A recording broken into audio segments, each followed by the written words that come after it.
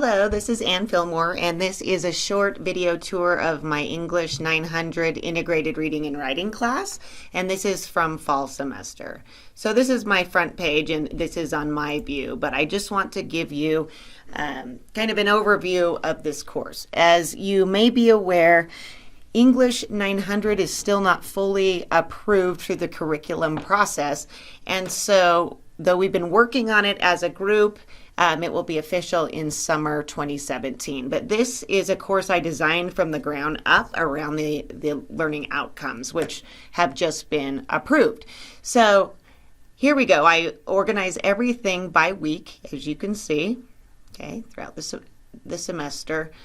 First, introduction to the course is just everything they need to get started, okay? But this is how I kind of scaffold the class. Introduction to the course would be a lot about using Canvas and building community. I get right into the reading and writing connection, week 2.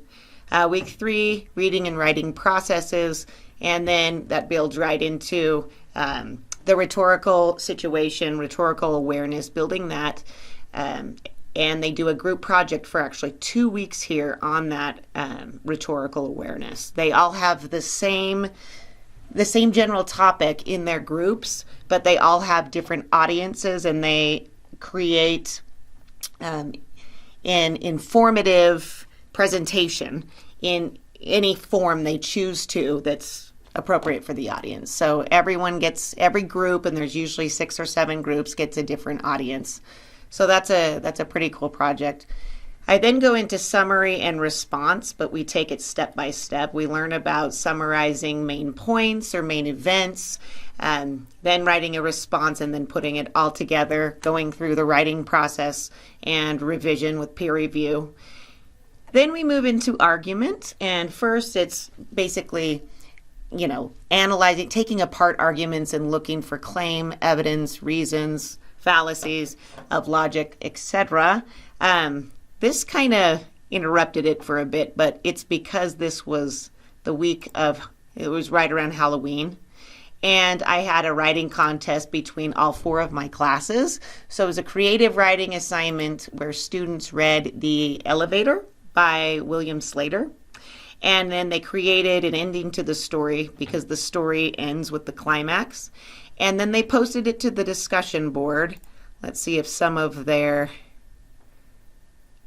this is from fall. I don't know if it will still be on there. Oh yeah, so here are the student responses. Here we go. So they post them on the discussion board, and then anonymously they vote. So that would be kind of the next week. They vote for the best ending. So they would just tell me the student's name, of who they're voting for and why, and then I tally the results. So there is a winner in each class. Then the winner from each class is published without a name, and the students vote for the very best ending between the 4 classes, and the winners from each class and the overall winner get extra credit points as a reward. So that's how that works. So that's that fun creative writing week. Going back into arguments, evaluating and analyzing, but then we start comparing them in this one too. Then we learn how to make arguments, and that's when they start working on their final project, which is an argumentative essay. So we break it down into the writing process. They explore the position. They do planning, drafting, research, again, drafting, revising here. And then the paper is actually due, was it due week 16 or 15? Oh yeah, it's at the end. But the group oral presentations are done week 16. So they get into groups for this and choose kind of an issue. It could be a social issue, political issue, environmental, whatever. But they all write different papers, but they collaborate on finding evidence. So doing the research for that project, and then they present it there. So they each have, say it's on artificial intelligence, and there's 3 people in the group. Each student will present on their own claim and their reasoning and evidence and things like that under that umbrella of AI. So that is how this class is organized. In addition, Let's see. Let's just go to week 11. If you remember this from last year, I have an official class note taker every single day. And so no student names, but they take the notes, they submit a photo to me, and I put these notes online. Okay, so we always have a running record of exactly what we did in class. They can take photographs, they can do it by hand. We sometimes do a combination of both.